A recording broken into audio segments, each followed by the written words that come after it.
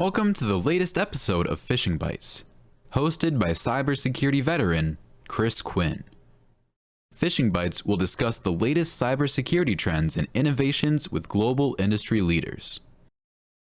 So I'm pleased today to have with me Chris Farrell, who is a sales engineer from Highwire Networks. And Chris, thanks for taking the time to review this demonstration today. Absolutely. Thank you so much for having me. We'll go ahead and get this started here and make sure that my management console is in the right site. All right, so as you can see over here on the left-hand side, we have a PC, a virtual machine that's kind of running Windows 10 Enterprise. And I got a couple of things open. We got a spreadsheet open, kind of similar to what you would see in almost every single day in life, where there's some macros built into it.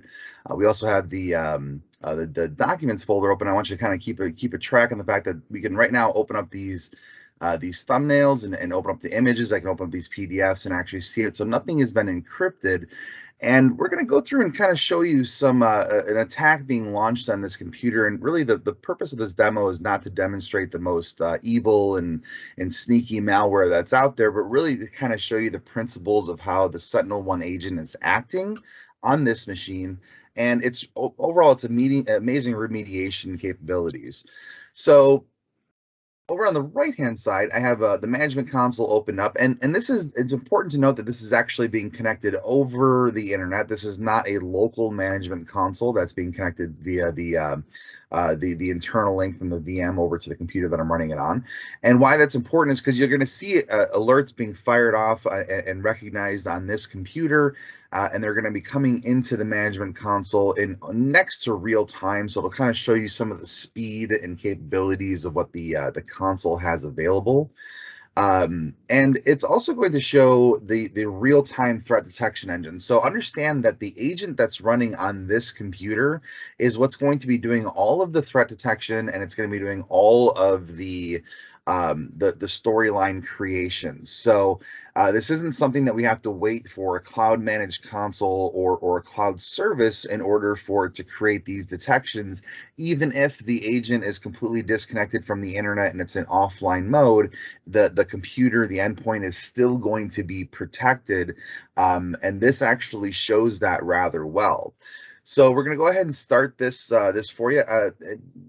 Bring up our incident screen so you can kind of see as soon as this attack starts going off, you're going to see a new incident actually created for that.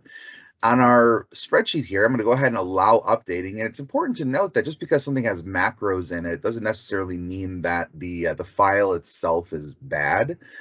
So if we go ahead and allow update, we notice that the currency has updated. It's changed. It reached out to the internet and got some additional information.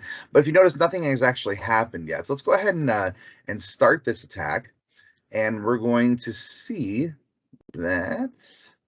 Oh, there we go. If I can click on the on the right button, and we're going to see the spreadsheet go away. It's going to start firing off some scripts, and next to the immediately after it starts, a threat is actually detected, and we get an incident that immediately pops up into the cloud management console. So let's go ahead and actually open that up real quick and see what's going on here. So over on the right-hand side, we have the threat indicators. Now, this is a timeline of events, and as the attack is going off, you're actually going to see this fill in real time. It's also important to note that the attack is mapped over to the MITRE framework. All of Sentinel-1's detections are mapped to MITRE, MITRE being one of the the standards in the industry when it comes to classifying and categorizing techniques and tools that are used for exploiting systems and gaining access to certain things. So as the attack actually goes off, we're going to see additional stuff added into it. Over on the bottom here, we see a whole bunch of relevant information about the endpoint itself. Understand that the agents are going to be collecting a lot of syslog information coming from the host machines. They're also able to detect a lot of things like malicious files and whatnot. It's important also to note that even as the detection first started, it was set at suspicious, and it wasn't really until the very last step that you just saw get added in, this persistent step, right, where it's trying to stay onto the computer longer than it really should. It wasn't until that happened did the Sentinel-1 management console flipped this over into a known malicious. And it's important to note that for purposes of like the automated threat detection and remediation portions of what Sentinel-1 is kind of known for nowadays, we have that turned off for the purpose of this demo in order for me to actually show you all of the different components and how it's going through. But understand that right now, currently, the way we have it deployed in our production environment is as soon as this flips over to something that we know is malicious, we have it automatically remediate. And if for some odd reason it doesn't, we still have our analysts to go in and actually take a look at it, even that suspicious activity as well. So we can see some additional IOCs have come in. We can see now that it's actually detected ransomware. We're going to let this continue to fill out. I'm going to go and jump over to the timeline real quick and kind of show some of the capabilities of the threat hunting engine within here. And we can see actually as this attack has gone off, there has been additional things that have been added into it. So for example, 4files.exe was ran. 4files is utilized to make adjustments to files on a computer. We can go and see a whole bunch of command line processes that have actually been ran as well. And what's nice about this is it maintains this timeline perpetually. So I'm able to actually go back in after the fact, do some additional threat hunting, and find IOCs that within here and utilize that to actually do a search over the entire network. So let's say, for example, there's a command and control server that's being connected to, and I want to actually track that down. I'm able to actually see some of the additional information, like the exact command line scripts that were ran in order to get back to that point as well. So amazing threat hunting capabilities that are built into Sentinel-1 Complete. And this is one of those main differentiators when you go from like the core line up to the complete line, okay? We're going to jump back over to the overview, and we'll see that actually additional IOCs have been added in. We can also tell now that the background of my my VM has been changed as well. And that could definitely cause some problems. If we open up our documents folder, we see that my thumbnails have been encrypted, right? I can't open up any of these files anymore. So this system has been thoroughly kind of trashed. And in fact, we can go even further than that and start to investigate some of this persistence that was added to the computer as well. Again, that persistence is what allows it to perpetually stay in the environment. Even if I was to delete all the files that were added, it wouldn't change the fact that there is a registry entry that's been updated, right? So there's a demo updater. What is it updating? I don't know. If we go into the schedule task, because we can actually see from the IOCs that came in, we can see that some stuff has been added to the schedule task as well. Let's see if we can pull that up. There we go. And now we see actually that an evil task has been added in. It's going to trigger every hour and repeat every hour indefinitely until I explode the machine. And then if we scroll down a little bit, we see that there was actually a really, really evil task that was added in that's not going to launch off until systems start up. Let's go ahead and launch this one, see what happens. So run. And what you're going to notice is this is going to actually log on to a command and control server. It's going to be waiting for some information to come through to it. So again, like I would imagine that every single person who would look at this would imagine that this computer is completely beyond the point of someone wanting to utilize it. Now, what's cool about Sentinel-1 is I can do a couple of really neat things, right? If, for example, I didn't know what was going on and I wanted to be able to physically inspect this computer, I can actually send a command through to have this client completely disconnected from the local network, but to maintain its connection over the internet to the actual management console. That way I can take care of remediation and mitigation activities without having to have the computer kind of on the wider network as a whole. So pretty interesting capabilities. I can also go in and take a direct mitigation actions, right? So if you notice up here on the right-hand side of the management console, I'm gonna go ahead and click on mitigation action. And depending on the type of attack and depending on what actually was run through, it's going to change some of the options that may be available to you. But if this is an attack, for example, that Sentinel-1 was able to kind of see from the very start, and you have system snapshotting enabled, one of the key differentiators of Sentinel-1 over almost every other EDR client that I've seen, because I haven't seen another one with this functionality, is the ability to actually roll back the system and get it to a pre-ransomware state. As part of that, it's also going to remediate. It's going to delete the files and system changes that were created. So all those registry entries, for example, will all be deleted out. We can quarantine any additional files. And in fact, the file that I used to launch this attack will end up being quarantined off of these actions. And then I want to make sure I'm killing all the processes that have been started up, right? So for example, like this this particular thing over here, trying to connect up to a command and control server, we don't want that to be running while it's doing all of this. So I'm going to go ahead and select rollback because it's going to go ahead and select everything else.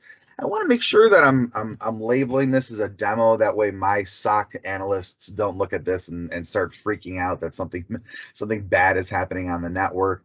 And I'm going to mark it as a true positive. And the reason why I want to do this is because I want to make sure that the next time if I run this demo again, or if the system ever sees a malware that kind of follows this same progression, which wouldn't happen, but let's say this was an actual threat, I want to make sure that the detection engine it triggers off of it again. So I want to select this as a true positive, and we're going to go ahead and click apply. Now, a couple of things you're going to notice are going to happen right off of the bat.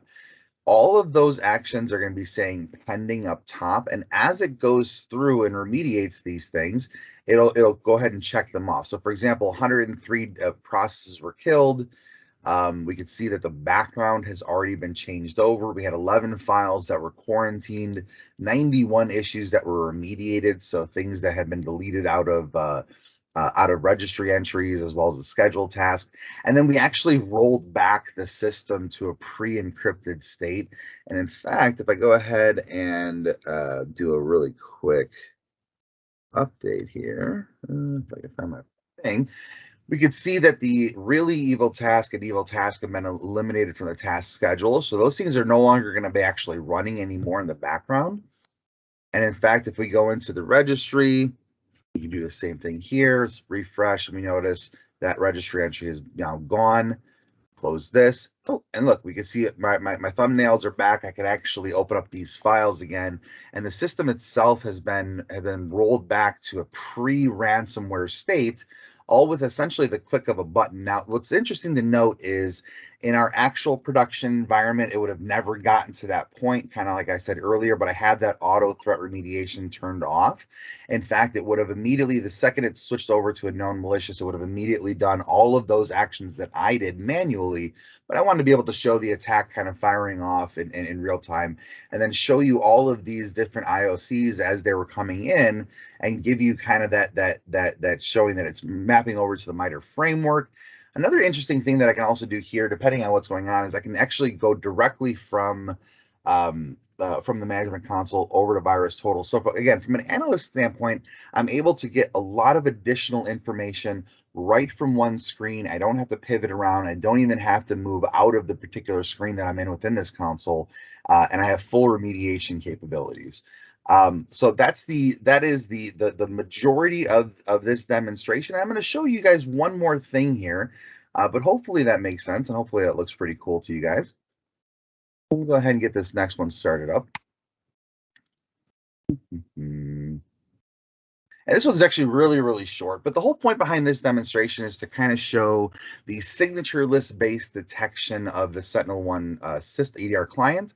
And what I mean by signature list is, for a long time we had antivirus, right? And antivirus, you would, let's say you had Norton or someone else, it would go online, it would search for a database of file signatures, essentially file hashes, and it would say, hey, here are all the known bad files on the internet right now and out in the world. And if we see any of these files on your computer, we're going to go ahead and give you an alert saying that we found this file. All right. Well, the problem is hackers are really, really smart, and they found ways of adjusting files such that the signature can't really detect it, right? I can change the signature even by just changing a minor little tiny thing inside the file, and that completely changes the file hash, and I'm not able to see it. And this actually encapsulates that pretty well. So I got a PowerShell script here. I'm going to go ahead and run that. And what it's going to do is going to download an actual piece of malware from our back end. But the backend is designed to adjust the entropy of the file in such a manner that the file hash is going to change. However, the actual payload of the file is not at all. So it's still going to deliver the malware, but it's not actually going to show up as a signature. Okay, and I'll show you that why that is. So immediately detects the file, right? Immediately says, hey, I'm seeing something here that I shouldn't. And we go into the detection, and we can see what it's actually triggering off of, right? So it's got non-standard DOS subs, and it may be encrypted or compressed because what it's seeing in here is different than the analysis that it's able to actually do a deep analysis on this thing. So it notices that it looks like it's trying to hide information, basically, right? And so, in fact, we can actually go the same ways I showed the last time. I can click on this, go into virus total, and see, again, I have absolutely no matches for this particular file hash, which means this is not a signature-based detection. This is completely signatureless, right? And the way in which it's getting there, the way in which it knows that it's malicious, is by inspecting that file at a very deep level and seeing as to whether or not it's good or bad, right? It doesn't have to deploy it. It doesn't have to detonate it. It doesn't have to send it into a sandbox in order to play around with it.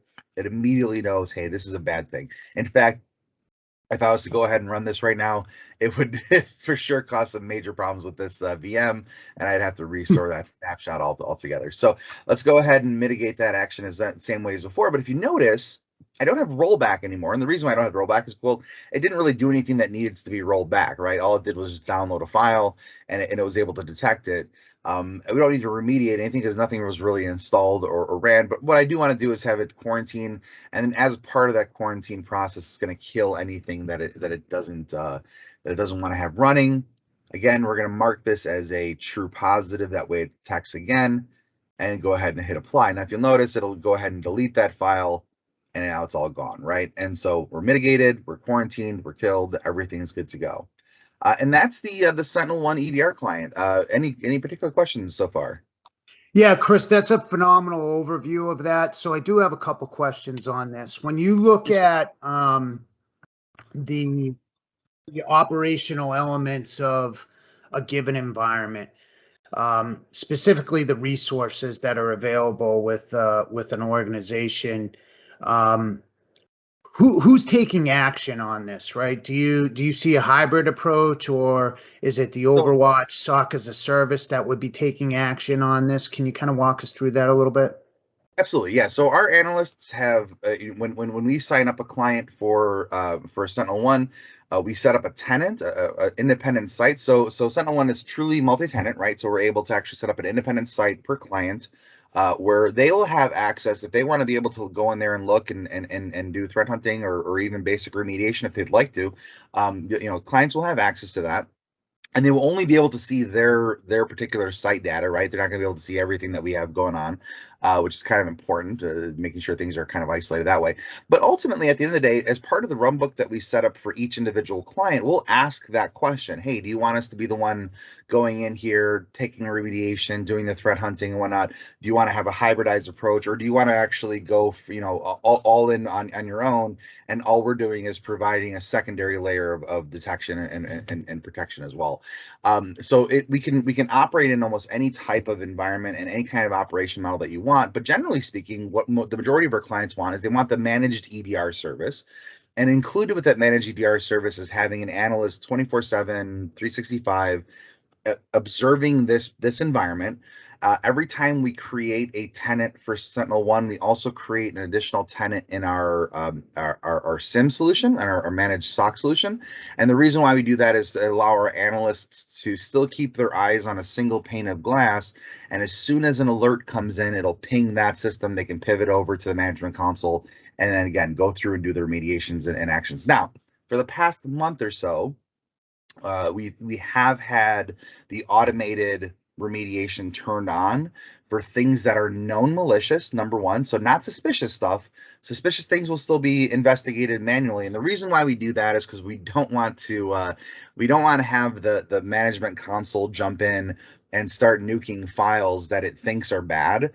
because there very well may be false detections that do come up.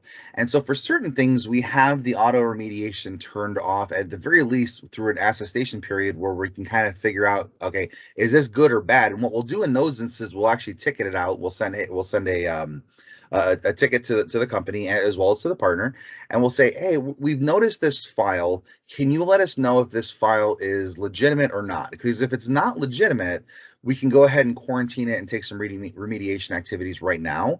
But if it is a legitimate file, what we don't want to do is to tell the system this is bad, and for it to now, whenever it sees that file again, like somebody pulls it off of a SharePoint and they have it on their computer, whenever it sees that file, it's just going to, the AI is going to go rogue and start nuking the files all over the place. That may actually end up being a very bad thing. So we take a very balanced approach to it. We take a very conservative approach because obviously this is something that's running inside of a client's environment.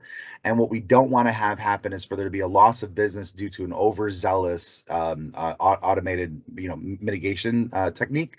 And so we tend to take a little bit more of a conservative approach to it. We tend to take a little bit more of a longer process before we turn that on in full onto a client's environment.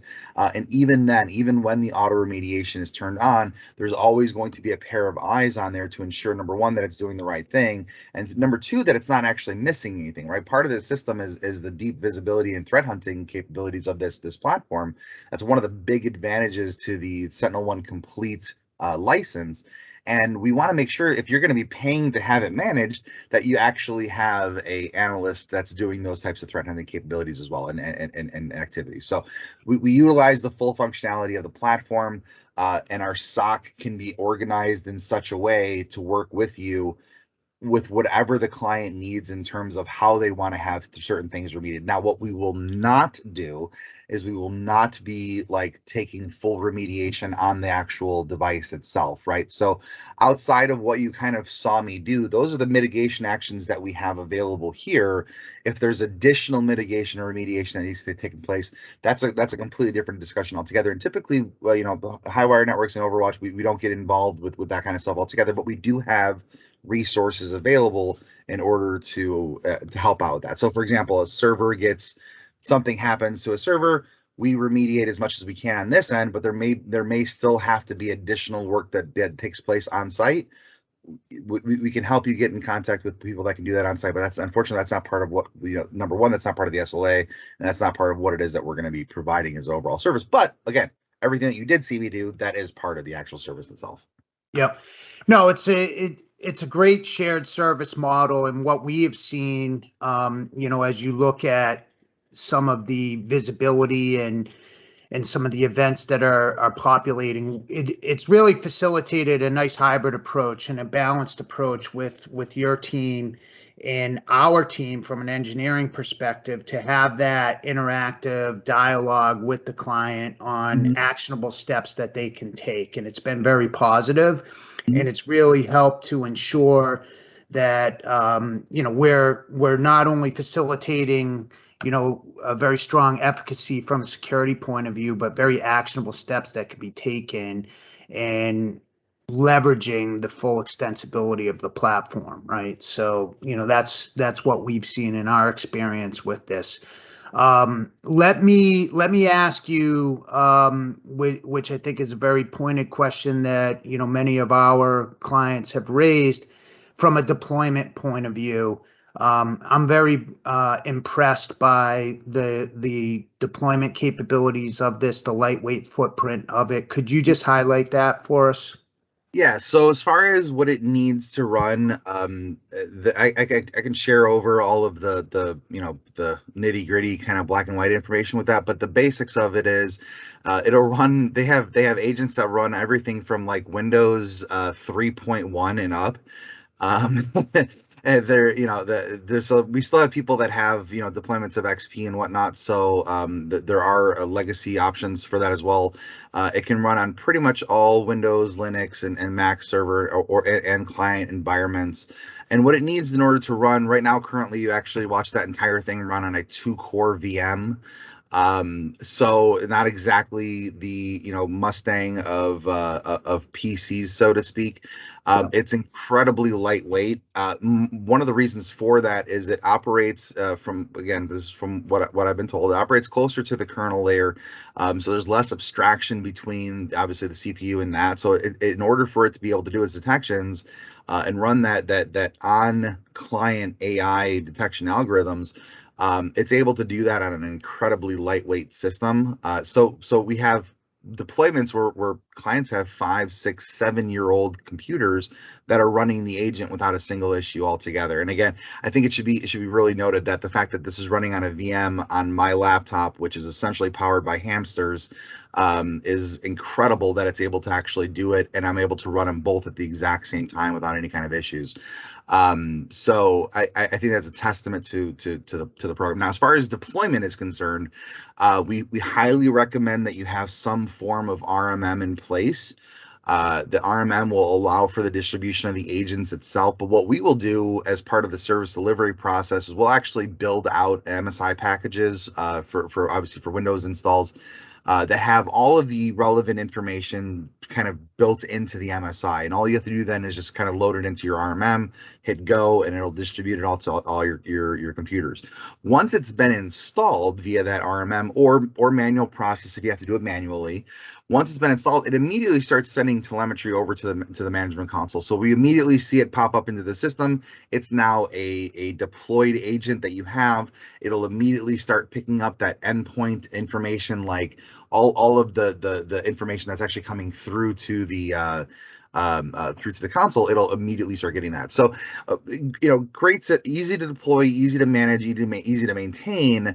There are some things that we want to make sure that we kind of like iron out before we go forward with any kind of deployment. But ultimately, at the end of the day, we try to collect as much information up front. That way we can, again, build those packages and build out a deployment schedule that works within whatever the environment requires. And as part of that, when we do our service delivery calls, you'll notice we have usually anywhere between 6 to 8 people from our end on those calls. Everywhere, network engineers, service delivery engineers, myself, I'm one of the sales engineers. We have tons of resources on those calls, including our SOC manager, in order to ensure that we have all areas of visibility, even on the very first call that we have with a client, right? Because there may be a particular issue that'll pop up within one environment that has never popped up before. And, as good as my service delivery engineers are, they may miss that, right? Which is the reason why we have the network engineer with, 25 plus years of experience and heavy large enterprise deployments and whatnot.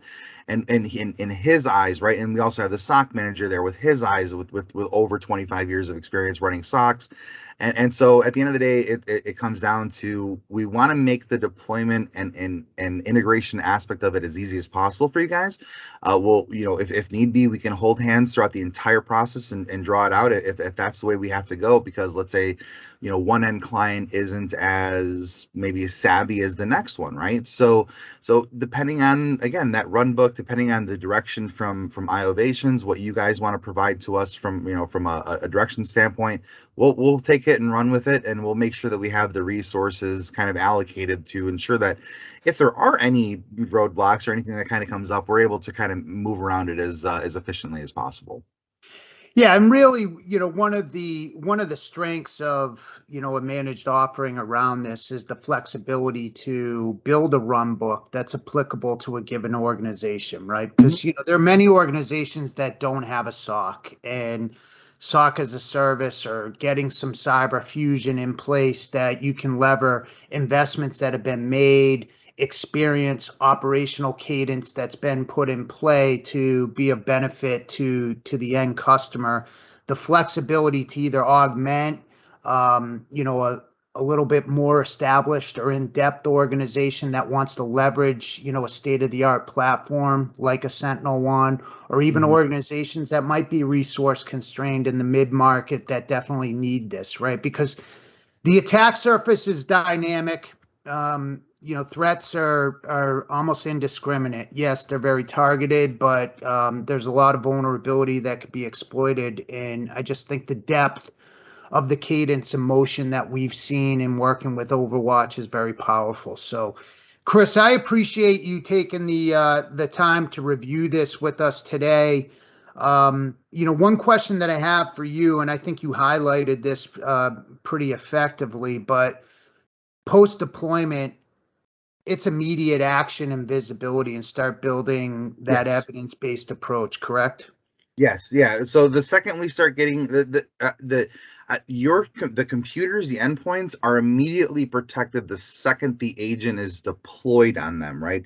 This is a truly offline agent. So even if it's completely isolated from the internet, it's still going to be providing detection. It's still going to be providing logging.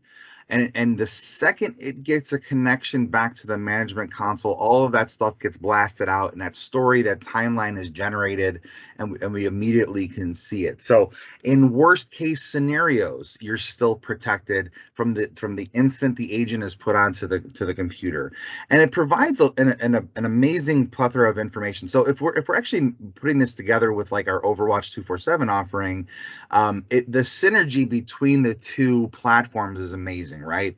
We have a very comprehensive EDR that's running in conjunction with an XDR platform, and the end result is you get all of the east-west, you get all of the dynamic endpoint specific information along with all of the north-south. So when you talk about attack surface, now at that point we're covering it down from the endpoint level all the way up to the entire deployment level, right? So that it's just an additional layer of, number one, of visibility, and an additional layer of protection as well, including offline protection, which in my opinion is probably one of the more important things, because there's going to be instances where a laptop or BYOD is going to be in an area where it's not secure, and it's also not connected to the internet, and you're putting in a flash drive that has maybe a compromised file on there. It's good to know that even if it's not, like, you're up in the air, 30,000 feet up in the air, and you plug that flash drive in, it's good to know that the automatic detections, the AI-driven algorithms, all that fun stuff,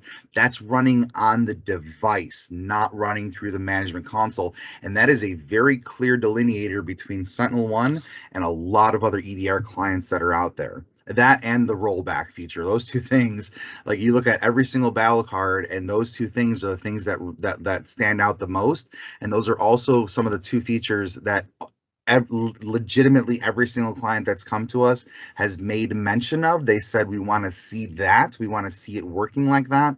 And that's really the way in which the system is designed. Yeah, it's really powerful. Well, Yeah. Chris, I thank you very much for taking the time to review this with me today, and for the listeners, any additional information that you have a request for, please reach out to sales at iOvations. More than happy to extend the ability to do a live demo one-on-one. But most importantly, we want to facilitate a dialogue and a conversation around this, because we think this is next generation stuff that, given what's going on in the marketplace today, we got to be focused on. So Yeah, thanks all. Appreciate it.